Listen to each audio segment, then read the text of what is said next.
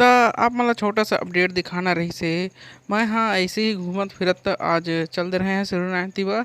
त आप मन ये देख सकत हवें सब ल देखे हैं कि अतका ज़्यादा सब झन आदमी मन अपन-अपन ठेला ला लेके आगे हे, आइसक्रीम वाला मन आगे हेवय। बहुत ज़्यादा भीड़ होगे रहिस हेवय, अतका दुकान जम्मो ला देख के मोला लगिस कि थोड़ा सा एकरो वीडियो में डाल देवाँ।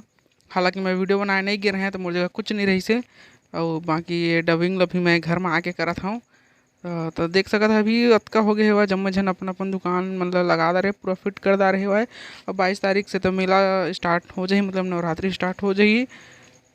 त अभी भी देख सकत हव ये थोड़ा बहुत हेवय, आप मन देखा दारा पूरा मेला लग गे हेवय। पूरा जम्मो तीर जतका जोड़ना रहिस ततका ह लग गे, जो नॉर्मली मेला लगत रहिस ना ओ टाइम में मेला के टाइम म तसनेच लग गे हेवय। बहुत भैया मन एदे देख सकत आप मन आगे हे, हमन कुछ काम से गे रहेन त ये रात के कुछ ऐसे सीन हे। अतके तार अभी भीड़ हेवय, आप मन देख सकत हव।